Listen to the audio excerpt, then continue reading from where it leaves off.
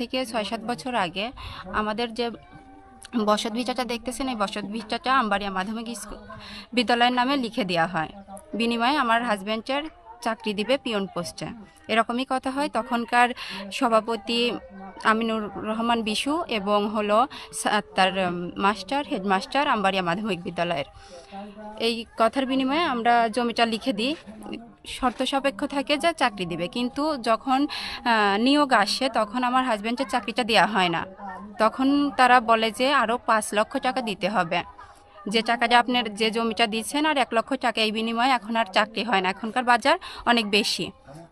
তখন আমরা আমাদের যে জমিটা আছে সেটা তো দিচ্ছি, পরবর্তীতে আমার হাজব্যান্ড বা আমার শ্বশুরের এত টাকা নাই যে দিয়ে আবার চাকরিটা নেবে। তাদের কাছে বারবার যাওয়া হলে তারা বলে যে না, টাকা না দিলে আমরা চাকরি দিতে পারবো না, বিনিময়ে আপনারা জমি ফেরত নেন। আমরা তখনও জমি ফেরত নিতে চাইনি, বলছি যে